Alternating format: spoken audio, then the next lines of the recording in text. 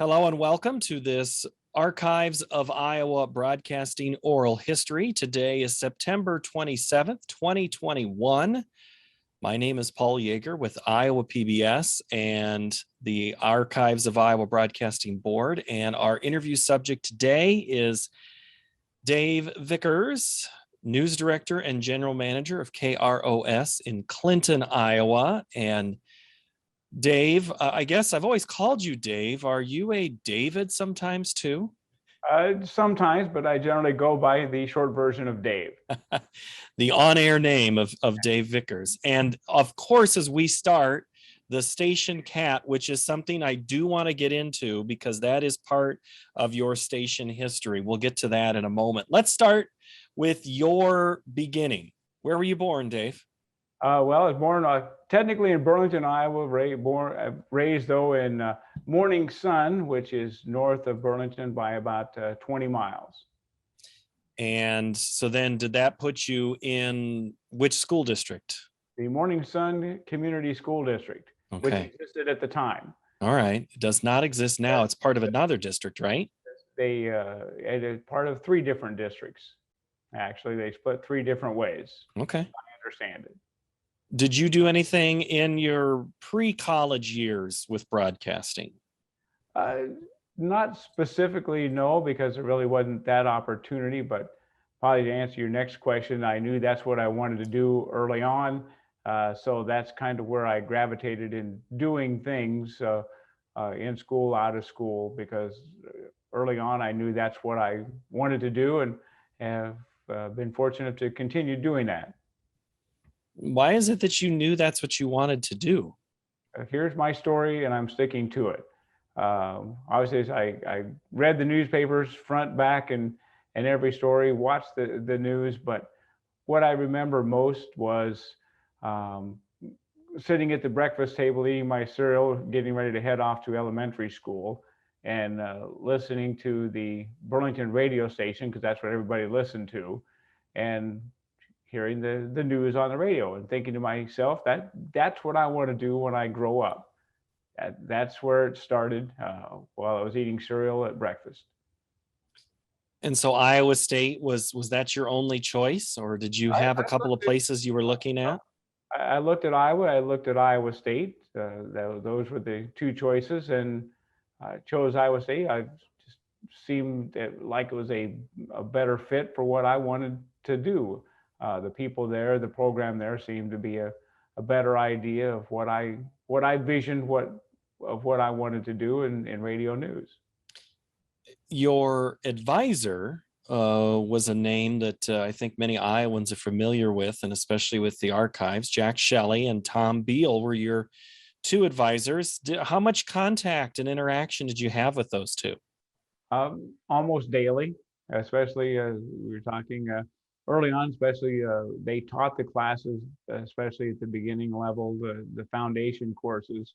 Those two were the main teachers. So I met with them virtually every day, saw them when I maybe didn't have classes in the building, which was now, I guess, the Greenlee School of Journalism. But at the time, it wasn't. It was a building kind of on the edge of campus. And that's where we went. But no, Jack, I see him regularly, and he taught many of the classes I learned in. Do you remember some of the other students at the time went on to careers? The only one I can recall, because we talk about this when we see each other, is Larry Wentz, who works over in Western Iowa. He and I were in many of the same classes. He was more TV oriented and I was more radio oriented, but we had a lot of classes together. There were a lot of other folks who I at one time kind of remember names, but none, I believe, are probably still in the business.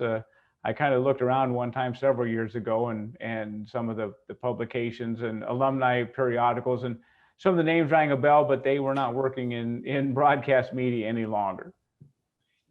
So I'm one of those who started out, that's what I wanted to do. That's what I learned to do, and have been fortunate to continue to do it. Campus radio station, was that part of your life? Not a lot, because at that time the campus radio station was mostly music oriented, not a lot of news. So no, I didn't really spend a lot of time with the campus radio station.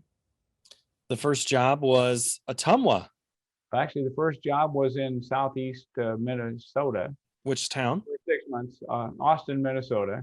I started there as the second ag reporter person at the station, and they decided after a period of time they didn't need two. It didn't work the way they want, but I was leaving anyway because I was moving to Ottumwa in southern Iowa to take a job at KLEE radio. I think it's still the same call letters down there, as their news person, and started work there in January of 1978. What was the station like in 1978 there in Ottumwa? Pretty much like where I'm working now. So it was a locally owned station owned by, at the time, Dan Palin, who was the owner, and he and his family, and a number of the family did work there, and played music, played news, was, at least I thought we had a pretty good news operation. They had competition, which was good, the newspaper, another radio station in town. And we all competed, but we all got along when that came about. But like a lot of stations, news was a big emphasis in those towns, in those size towns, in the radio stations, and still is today. So it was a very had DJs on the air. Of course, then everything was live compared to now, but we had DJs on, and I think at the time it was 24/7. I like to ask the equipment question now. What was your equipment like there in the newsroom? I should have looked at that. The big PMD cassette recorder you carried around that was about the size of a briefcase, and a microphone with a mic cord, and that was what you carried to meetings or to do interviews or whatever else you did. When you were in the studio, you dubbed it onto carts. Yes, carts existed, and they were used. You put them on the carts. You had the control board, usually a 3-deck cart machine. Sometimes some stations had 2 3-deck cart machines if they were really advanced. But when you did the news, when we were doing the news at the time, you read the news in a studio, and your on-air person actually played the audio from the carts that they had stacked up there. So you had to stack the carts in the right order with the right news cuts, and you point at them through the window to play the carts, and you better hope you had them stacked up in the right order. And so, and they had music was on vinyl at the time, 45s mostly, but some albums, and the on-air folks would play those on turntables. And the sales part worked in the back, and the on-air people didn't pay attention to the salespeople and kind of ignored them if they came in to talk to them. We'll get into if that still happens today, if there's any mixing of those two streams. But so then how long did you stay in Ottumwa? Started in January of 78, left in June of 1983. Hank Dillman at KROS offered me a job here, and moved here in June of 1983. And I'm still here. Before we get to Clinton, I guess I'll just quickly, were there any big stories in Ottumwa? New major events for the community in your 6 years there? Always some of the major ones. At the time, there was probably one of the big ones was the change in form of government. When I went there, they had, if you're political science folks would recognize, the commission form of government, which very few places ever have, few places have even heard of. There was a major effort underway that rewrote that to a home rule charter government, with local folks being picked to write up the rules of government, how it was going to work, a council, mayor, those kind of things. That was probably one of the biggest long-running stories, as it went through a couple of different efforts finally got passed. That was probably one of the big stories. One of the ones that is I don't want to call it the strangest, but you don't see this story often. And this will lead into another comment now or later, but at the time, the radio, or because it was another radio station, when you went to work at 4 or 5, whatever, in the morning, the first stop was the police station, where you could actually go in and look at the reports. And they wrote reports, and you'd talk with the officers coming and going in and out the door. And I still remember going in one morning at 5 o'clock, and the officers who were on duty said, "We've got a story for you." "Oh, really?" Because they would tell you, here's some details. This is a good story for you. They would give you that. And said, "We arrested the chief for drunk driving." And we said, no, you didn't. Those things don't happen. "Yeah, it does." And said, "Here's the report." And there was the report. They picked up the police chief for drunk driving overnight. So that's not an often seen, not an unheard of situation, but you don't see it very often. And that continued. So whether did he get some preferential treatment in the court system, but by the end of the day, it was done. Went to court, pled guilty in the whole shooting match, and it was done. Where some people spend weeks, going to court on those kind of charges. But in that case, the police chief told the officers, "Do your job," and they did. They booked him, took him to jail, and arrested. So that was kind of an unusual story at the time. There is a point of that I'll get to in a moment, but let's move to Clinton. You mentioned, were you looking to move? Well, yes and no. If the opportunity came along, I would. The general manager here at the time was Hank Dillman. He had got my name from a friend of mine who in the business, and that I might be interested in a job he had here. And Hank called me up and said, "Are you interested? And if you are, apply." And so I did. And Hank called me up to Clinton for an interview. I came for an interview, and Hank called and offered me the job, and I liked the place. Seemed like a nice place. And the news department here was top notch. It still is, and it was an appealing place, something to come to. In some sense, a little bigger operation than what I was working in, which you always like to do, but that's how that came about. In 1983, Iowa was at a crossroads economically, and towns started changing quickly.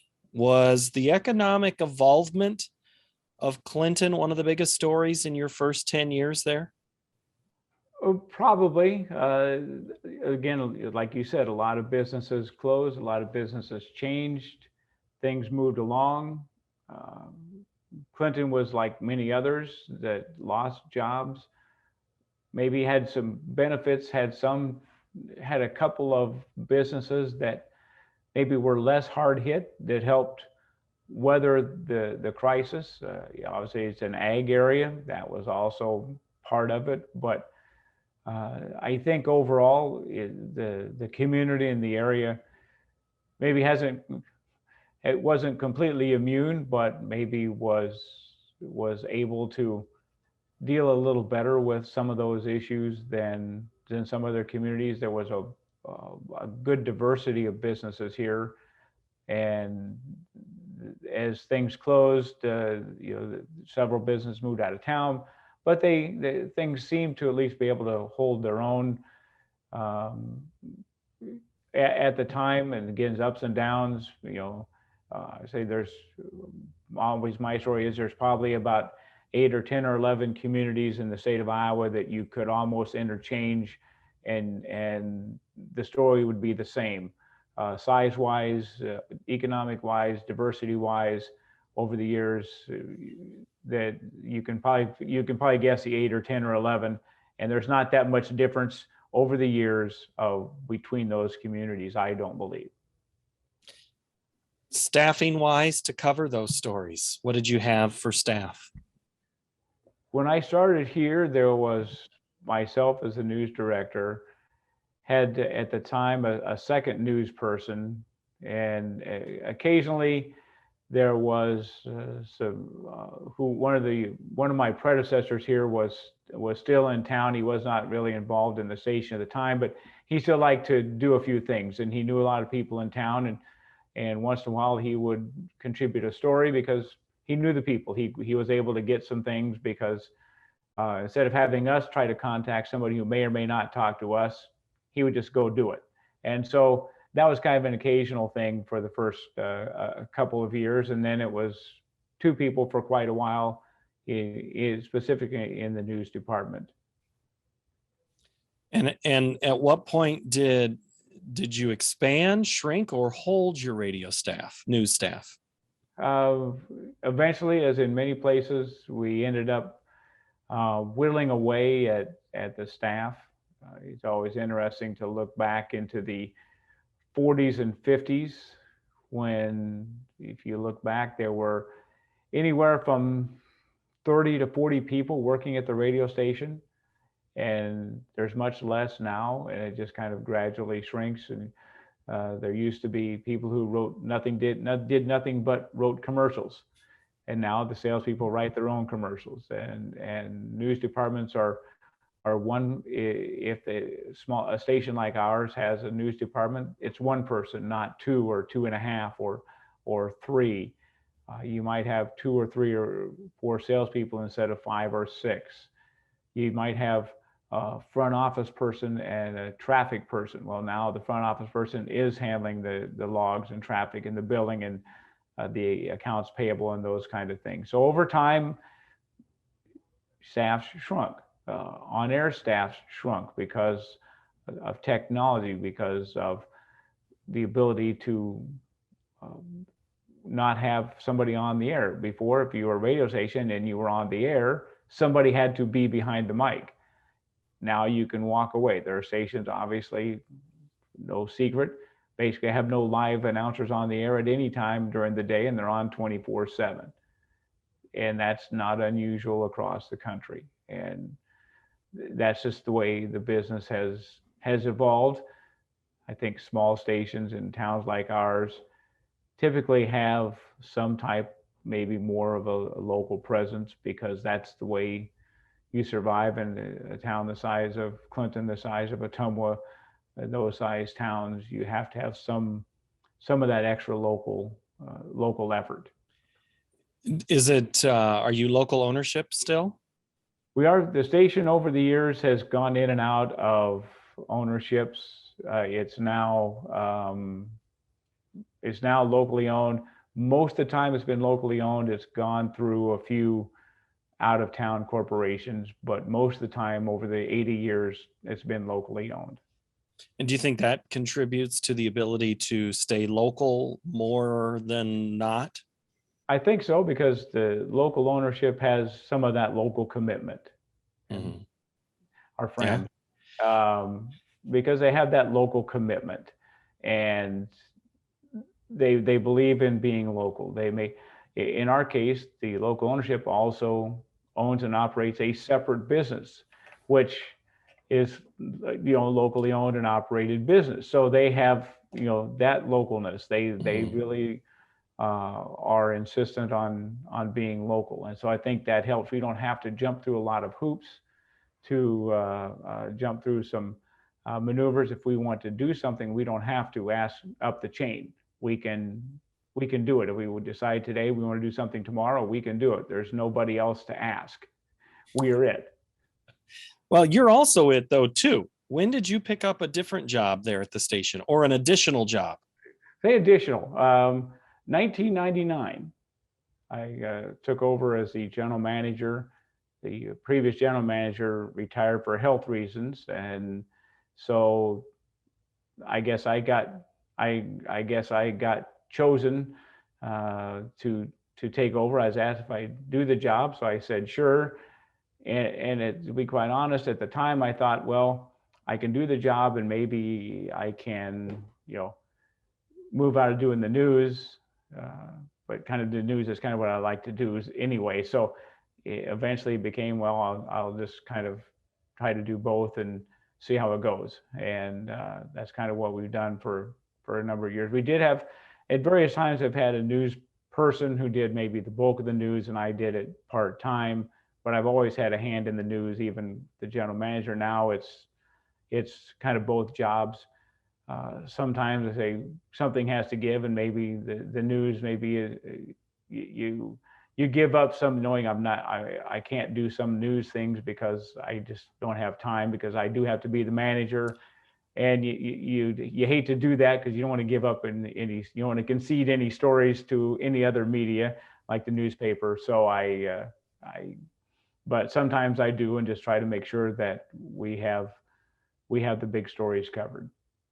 Do you have a strong competition? I think you and I have discussed this before. The newspaper has always kind of been, the Clinton Herald was always seen as a competition. Do you see the Dubuque or Davenport TV stations or radio stations as competitors? Probably the Quad Cities, but to be quite honest, the stations, the radio stations in the Quad Cities, who some used to have some very active news departments, now have none. I think if you looked, the Quad Cities does not have any radio station newsrooms at all. So the TV stations do, but they spend very little time here. Kind of comes and goes. It seems like they'll spend some time coming to here and do stories, and then you won't see them very much for a phase. And then, as you know, you worked in the Quad Cities, you probably recognize that. The Quad City newspaper may be somewhat of a competition, but again, they used to have a Clinton office. So they were a very strong competition. They used to have reporters based in Clinton, and they closed that many years ago now. So they're less of a competition. The Dubuque, not really, it's too far. Dubuque doesn't seem to have much of a impact because we don't pick up their TV stations. Sure. Things like that. The Herald is now, a few years ago, went to 3 days a week publishing. So they're only out on Tuesday, Thursday, Saturday. So we, if nothing else, we try to make sure people know we have the news for you every day. Every day. Every day, 7 days a week, we have the news for you, and we try to capitalize on that. That's what you do. I don't know what your owners do, but let's play a hypothetical game here, Mr. News Director and General Manager. There's a story involving one of your largest advertisers, and they have done something that has gotten them in trouble with the law, and charges have been filed. Which hat do you wear, and how do you wear it, deciding how that story is covered? Fairly, honestly, accurately, and ethically. And if it's a newsworthy story, it's a newsworthy story. No matter of who the subject is. That doesn't matter. And yes, that's happened. And it's not happened to me personally, but it happened when I was simply the news director. And that was the decision was, it's a news story, and it was a valid news story. It was handled properly. It was done well. I mean, those are the keys. Honestly, fairly, accurately, and ethically. And if you cover all those bases, then the advertiser can complain, but you ask the question, is the story wrong? Is there a mistake in the story? And if the answer is no, the story's factual, I can't help it. Mm-hmm. That's not mine to fix. You have spent time involved with the Iowa Broadcast Association and the Iowa Broadcast News Association. I have sat on the IBNA board with you and always thought your perspective was interesting. But I don't know what you're like at IBA with the broadcasters. It's the bosses. It's not the news people. What's your take of Iowa Broadcast Association coming in with, behind you, the news hat, as well as the general manager hat? Always an interesting perspective, as you mentioned, because I was given the general manager title, that came along with being involved in the Iowa Broadcast Association. And I got involved with that partly because that's where I could learn some things, because I was a news person. I grew up being a news person. I wanted to learn from some other general managers and things like that, which was why I got involved in that. And somewhere along the way, they pulled me into being on the board. And so that's how that evolved. Always an interesting conversation, because sometimes they would talk about things that were over my head, but I had to pedal fast and swim upstream to understand what they were talking about, because those were issues that were valuable to the broadcast industry. And so I tried to learn from those folks. And they knew I did the news as well. And sometimes that was points of discussion about how some of that might interact with what they were wanting to do, and some of the topics. Sometimes I questioned myself whether I was doing the right thing, because there were some things that, as a news person, I would not typically be involved in legislatively, lobbying and those kinds of things, but that comes with being the manager. So you have to kind of, it's always been kind of walking the line and acknowledging that you have to, in those cases. I don't know that I'm unique, but it did present some issues that I had to settle in my own mind that, yeah, I can do this. It's something that's required me to do to fill the role in both spots. And again, on the IBA, they all knew what I did. They all knew that was part of the job. And so that lent them sometimes a perspective when I'd bring up the news departments, Mm-hmm. when they were talking about various things. And so, because a lot of the general managers, especially in authority and TV stations, the news department's not part of their real strong interest. They're they're salespeople. So that's what they spend most of their time working on, is sales, money, budgets, and those kinds of things. So I always tried to bring the newsroom perspective to those discussions. 99, right? Is that when you said you took over as 1999? Okay. Since 1999, we're 22 years since then. Have the makeup of the general managers kind of stayed the same? You mentioned what their focus has been. That used to be, let's go back to the Grant Price days, the news person became the general manager. Now it's always sales. Has that shifted in 22 years? I don't think so. I think it's still the sales department. To be quite honest, since evolving off the board, I've not been that involved with the group, but still attending meetings and reading all of the material.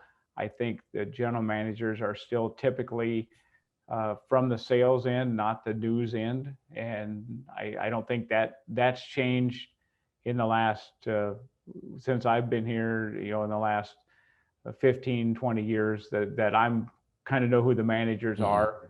And again, in small stations, it may be, but I still think in small stations like ours, it still is typically the sales department that produces the general managers. Behind you in your head is your plaque from being president of IBNA. And I think that is also your hat because you've been president twice. Do I have your two artifacts correct? That is correct. There are two back there on the wall. It goes back and now at the time that was awarded, there were not, I think there were two members who had been president on two non-consecutive terms. So it was dubbed the Cleveland Award. If your presidential history tells you that's why. Now, since that time, there have been at least one or two others. Simply, as the news people across the state shrink, then the pool becomes smaller to get involved in the IBNA.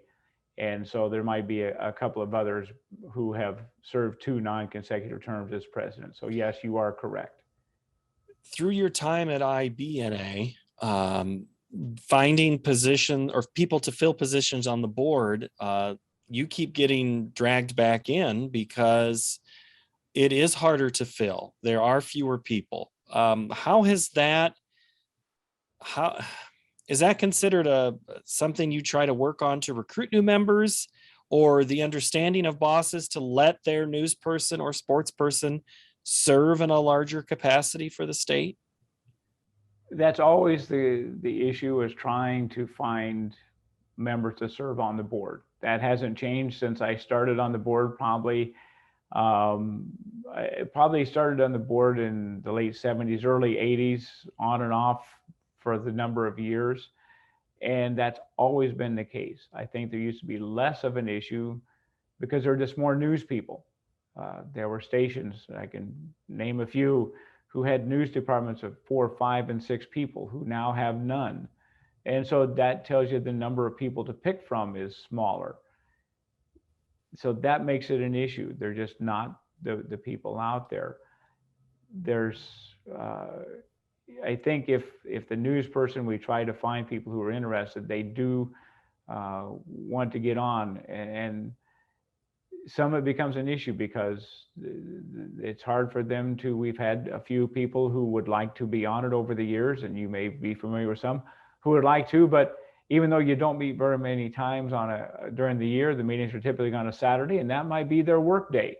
And it was hard to get off on that work day. Mm-hmm. And to convince them it was okay, convince them, the manager, that it was worthwhile. So that issue hasn't changed. It does become much more difficult, I think, over the years. And I think part of that is just numbers wise. I think the people who are interested are highly interested. They enjoy working on the board, but I think it's a numbers game.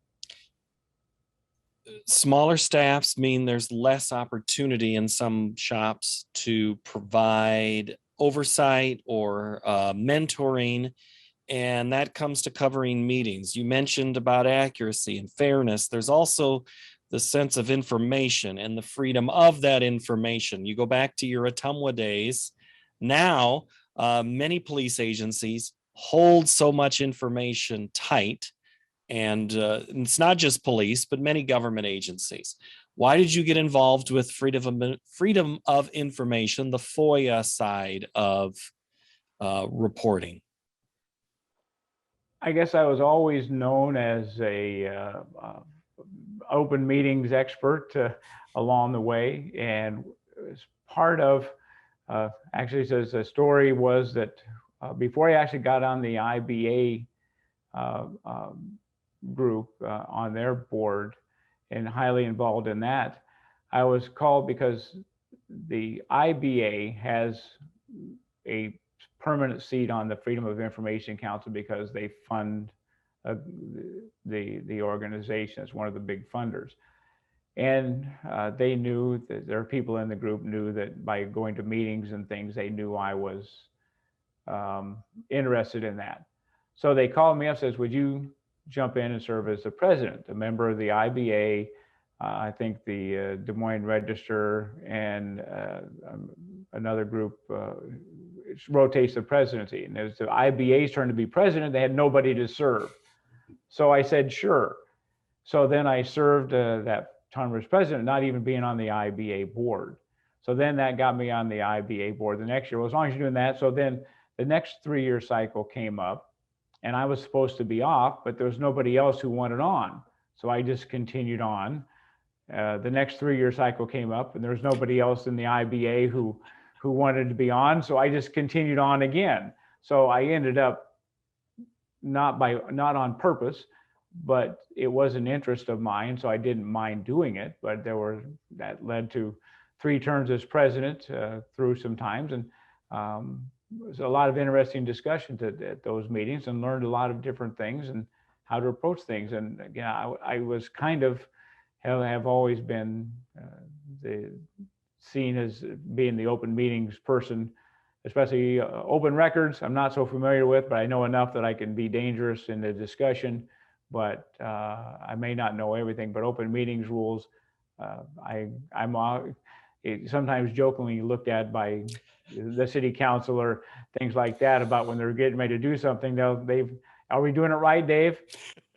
So they know if they're not. I have at meetings interjected and said, you're not doing it right, and they listen. and I explain what they're doing, what the law is, and what they're doing is not illegal. Just do it right. Follow the steps and do it right, and you're okay. And once they don't, when they find that out, it's not a big issue. But I've had a few run-ins with city attorneys over the years in debating their open meetings laws. Sometimes, not often do you win against an attorney, but I've had a few small victories. 3-year terms. What do you get for that? A hat, a plaque? What did you get for all your efforts there? I hope it was something. Hey, thanks for coming. Don't let the door hit you on the way out. Yeah. You're out now. Dave, in your time in Clinton of covering stories, we kind of touched it a little bit about how the town had changed. What's been the biggest news story that you remember having to cover or covering there at the station in your career? A lot of, I don't try to break them down into biggest, smallest. Every story, no matter what it is, deserves to be treated in a sense the same, honestly, fairly, ethically. Whether it's a 4-sentence story or a 2-minute story, they all deserve the same amount of care, because you want to treat every story, every subject of a story the same, no matter how big it is. So I do try to not worry about the biggest story. Interesting stories. Stories about the council member storming out of a meeting and quitting on the spot. Those kinds of stories. Those all happen. It happens. I try not to break it down. There's been elections. There's been candidate forums. I've had a few of those that were hard to corral and keep on track, because we've done a number of those. We went to hosting our own forums. If it's a contested race, 2 candidates in the studio sitting side by side, and me being the moderator. And so you might have some of those that didn't work as well as you'd hope, because candidates are generally okay with each other. They don't dislike each other, but you get a few who dislike each other. Mm-hmm. And that leads to some, you got to be on your toes. There's lots of stories. You mentioned record says, just recently, one of the ones that I took a little, a few complaints from some people. Some were glad. It's been a few some time ago, but you mentioned the open records, open meetings, things, and maybe knowing a little bit about it, knowing the city attorney, having a rapport with the city attorney. There was an officer involved shooting where the suspect died. Figuring I would not get it, I asked the city attorney to release to me the body camera video, and knowing he would say, no, we're not going to do that. But that also then resulted in the city attorney saying, but we haven't provided what we are required to provide yet, which is a statement of facts and circumstances. So because we asked, we got a more complete statement before anybody else on what happened in that officer involved shooting. And then a short time later, the videos were released to us. And because I didn't expect them to be, but they were. They made the determination that yes, whether it was the police chief or whoever, the city attorney. And so we got those before anybody else, and obviously made those available to the public. Again, that was a decision as the news person. Maybe as the general manager as well. You decide, yes, this is a newsworthy event. This video was said it's public. And so we posted on the website. Now that places do nowadays, because it's hard to show video on the radio. It is. And so we got some people who did not like the fact that we were putting this video out there of an individual involved in a car chase being shot. But in the video, there was no drastic, violent, graphic content. You really couldn't see much, except the car down the highway and the officer firing a gun. But we got it. We put it on the website. We put the full statement about what happened on there, and let the public see and hear and understand what that situation involved.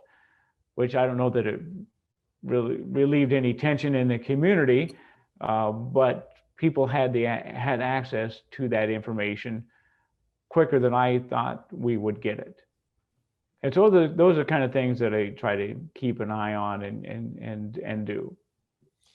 There was a case not too far from you down the river in Burlington with an officer involved shooting that had been a continued discussion. Do you take phone calls or initiate phone calls with reporters in areas about that to help them out in trying to get information? Not necessarily, because they had people who were probably much smarter than I was fighting that case, and specifically in Burlington. I don't know what the circumstances were different there, that the city and the city legal people did not release the video. And in our case, they did. I don't know the difference.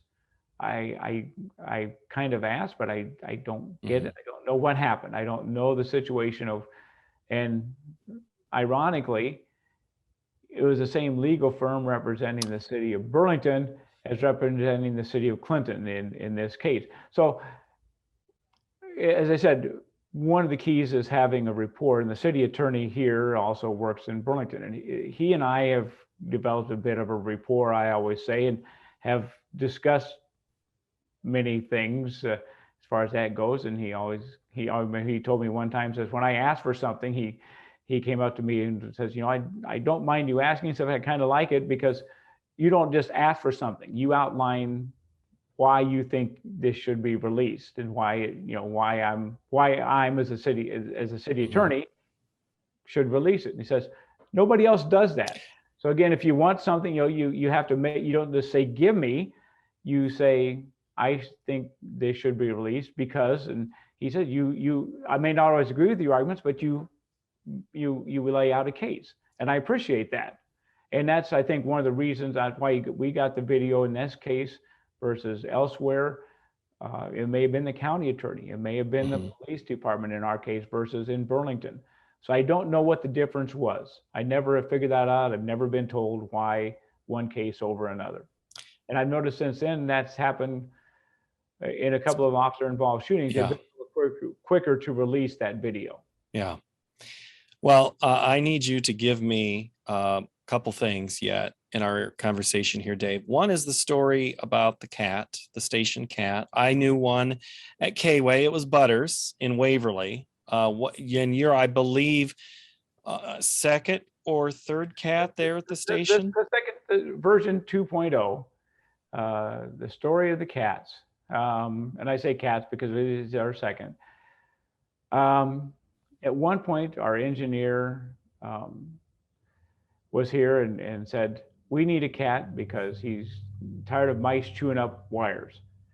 So we need a cat to catch the mice. So we went to the Humane Society and got a cat.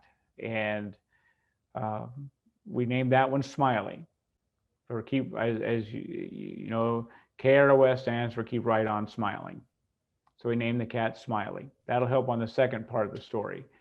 And the cat was here, Smiley was here for about 10.5 years. And I would say, I don't know whether he ever caught a mouse in 10.5 years, but I do know that it was not unusual to come into work to find evidence of mice on desks, on, different spots. But when he was here, there was no evidence of mice when you come in the morning. So that was clear. There was no change. That always is the case. After being without a cat for a while, we decided, well, we're ready for another cat. So we went to the Humane Society and picked out another cat that you've seen wandering around in the video, and for the same basic reason. And we're not sure if she catches mice or not, but she's here. And sometimes you hope she's napping, because it's kind of like your 2-year-old. If she's awake, it's demanding attention and food. So, it's a permanent 2-year-old. So if she's napping, you just leave her alone. But we got this cat. We thought, well, let's see if we can come up with a good name for this one. Let's ask people what we should name On air. On air, online. Yeah. Yeah. We did an online thing on air. Submit your entries. I was thinking maybe if we got 8 or 10 or 12 people who gave us a name for a cat, that would be exciting. We had over 90. 90, and it was 90 something, and that eliminated the duplicates, because there were a lot of duplicates. And so we picked the name Crosby for this one because it's KROS. We picked Crosby for the name. And when you tell people that, they just like, duh, why didn't I think of that? But that's the name we picked for this one. And she's been here for about two going on 3 years now. So yeah, and people who come to the studio know she's here. I often say people open the door and the first thing they say is, "Where's the cat?" Not, "I'm here to see somebody." I'm here to see Dave or Gary or whatever else. That they open the door and say, "Where's the cat?" So it's kind of a mini celebrity thing. All right. And the last thing, the station is celebrating 80 years. You're celebrating a few years there. How many more years are you going to celebrate at the station, Dave? What's the plan? You know when you know. How's that sound? That's fantastic. You know when you know. I don't know yet. If that's your question, that's what somebody told me one time. When it comes time to retire, simply, you'll know when you know, and there's no mistaking it. When you know, that's when it's time. But you're going to keep on clicking and filing and hiring and answering phone calls and hosting contests with cats. That's the goal. Okay. Dave Vickers, General Manager, News Director at KROS, Clinton, Iowa, with this oral history for the archives of Iowa Broadcasting. Dave, have I forgotten anything? Is there anything else you want to talk about? No, I think I had my you said you were going to ask the best story, the best anecdote. All right. What do you got? And I had to get this one in because it goes back when I was working in Ottumwas. I mentioned I always reflect on this one because it is a humorous story.